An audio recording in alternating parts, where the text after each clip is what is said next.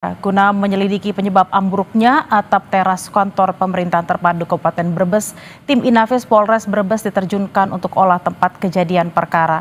Sementara itu, Bupati menyatakan akan menanggung seluruh biaya pengobatan korban sampai sembuh. Pasca ambruknya atap teras kantor pemerintahan terpadu KPT Kabupaten Brebes, Jawa Tengah, puing runtuhan bangunan belum dibersihkan dan masih terpasang garis polisi. Meski demikian, aktivitas ASN sudah berjalan normal seperti biasa. Guna menyelidiki penyebab ambruknya atap teras KPT Kabupaten Brebes, tim Inafis Polres Brebes diterjunkan untuk melakukan olah tempat kejadian perkara. Polisi juga tengah mengumpulkan informasi dari pihak yang mengetahui persis saat peristiwa robohnya atap teras. Artinya, antara dia bilang harus di-manage secara bijak dan kontrasiklikal dalam pengertian gini. Kalau ekonominya kekencengan ya nggak usah kebanyakan utangnya. Tapi kalau ekonomi butuh stimulus ya kita kasih stimulus dari ekonomi dan mungkin dalam hal itu akan harus menambah utang. Jadi itu utamanya. Jadi batas-batas utang itu harusnya nggak rigid, tapi tergantung pada kondisi ekonomi. Tapi kalau saya lihat ke depan, harusnya kita nggak akan terpaksa menambahkan utang lebih. Karena saya akan mendorong pertumbuhan ekonomi lebih cepat sehingga dengan kondisi yang dengan APBN yang sama, saya akan mendapatkan pertumbuhan ekonomi yang lebih cepat dan pendapatan pajak yang lebih tinggi. Jadi harusnya saya tidak akan ngutang terlalu besar. Mungkin saya perkirakan ada kemungkinan utang yang saya saya terbitkan tidak akan sebesar yang ada di APBN. Nanti kita lihat semester pertama tahun depan gimana realisasi pertumbuhan ekonominya. Saya pikir dengan memanage uang yang betul, yang baik, di mana uang pemerintah tidak mengganggu ekonomi, itu aja udah tambahan sedikit yang signifikan ke pertumbuhan ekonomi dan otomatis ke pendapatan pajak kita. Kalau saya nggak salah hitung, setiap tumbuh 1%, tambahan tumbuh 1% ekonomi, saya dapat tambahan income sekitar 220 triliun atau lebih. Jadi itu yang kita kejar. Kalau tambah 0,5%, income saya tambah 110 triliun. Jadi itu yang kita kejar nanti. Maaf ya, belum Pak.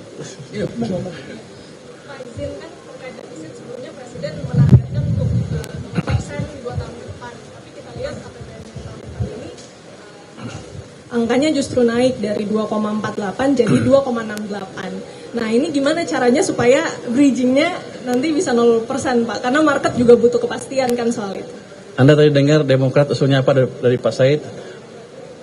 Bijaksana dan kontrasiklikal. Itu tadi. Kalau lagi butuh kita dorong, tapi kalau nggak butuh kita kurangi. Kalau seperti sekarang, keadaan seperti sekarang, saya potong semua. Let's say belanja daerah nggak saya tambah, yang lainnya saya potong. Ketika ekonomi lagi melambat, akibatnya apa? Anda udah lihat kan beberapa minggu yang lalu ada yang mau besar-besaran.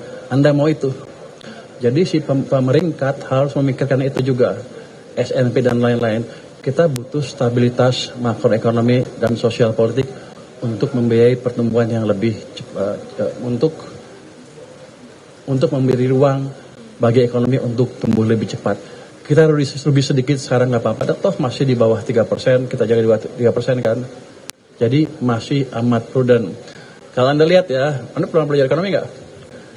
3% dan 60% itu berasal dari Maastricht Treaty, ikutan dari Eropa ya. Katanya itu adalah pegangan yang paling strict di dunia. Rasio utang ke PDB nggak boleh dari 60%, rasio defisit ke PDB setiap tahun nggak boleh di atas 3%. Kita masih memegang itu dengan baik sekali walaupun keadaan seperti sekarang ya, dengan masukan Pak Said dan Hadi juga seperti itu. Kalau Anda bandingkan dengan Eropa gimana? Jerman aja udah hampir 100% ke PDB. Amerika 120% lebih, Jepang 250% katanya. Kita amat prudent. Jadi kalau nanti ada rating agency yang mempertanyakan itu, suruh bandingkan negara-negara yang lain yang maju yang jadi acuan dia. Habis itu suruh bawa cermin. Tapi target 0%-nya Pak? Ya.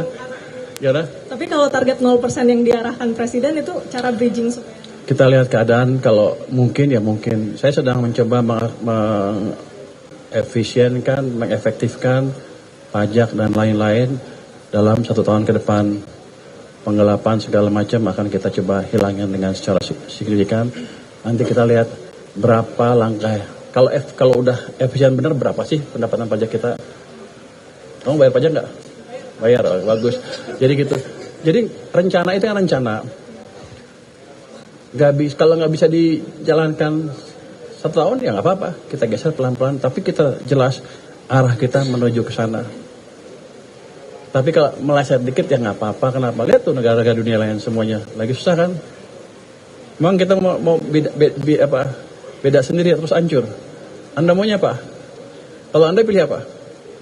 Nah gitu kan. Jadi harus dukung ya. Just kidding. Silahkan Pak, mau ngapain Pak? Boleh ngomongnya Gus. Pak Purbaya, Stefano dari Reuters Pak. Oh Anda di mana-mana ya? Kerja Pak. Pak Di istana, di Forcam di sini. Dari Reuters. Bapak di mana-mana juga kan? Saya juga di mana-mana juga. Oh gitu ya.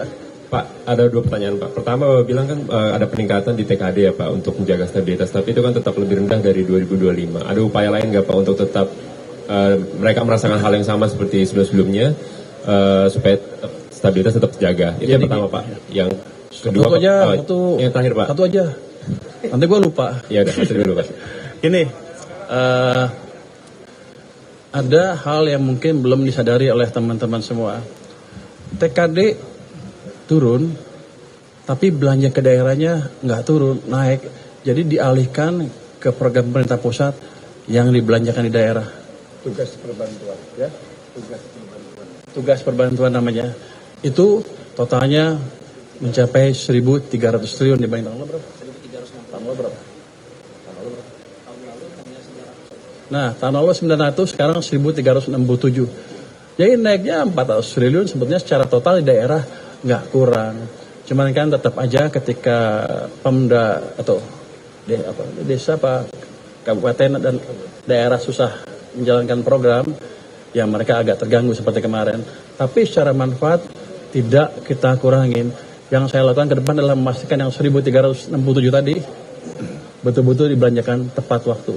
Jadi kita tidak melupakan ekonomi daerah. Pak Said memastikan saya memperhatikan itu. Jadi bos saya awal saya terus, jadi aman lah. Siapa ya? Pak, yang kedua itu Pak mengenai berbagi dulu deh sama kawan-kawan. Yuk. Dari saya apa sih ya? Kemarin kan raker sudah kemarin. Iya. Kawan-kawan semua terima kasih. Hari ini APBN kita untuk tahun 2026 sudah selesai disetujui dalam sidang Dewan Paripurna. Yang paling penting sesungguhnya apa?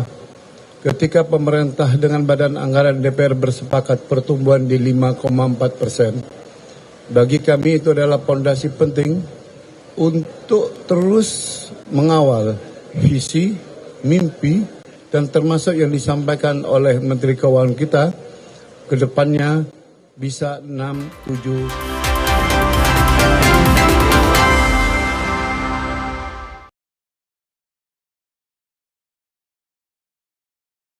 Aku Viva, hadiah miliaran. Cek tutup botolnya. Ada uang tunai, handphone, emas, sampai mobil.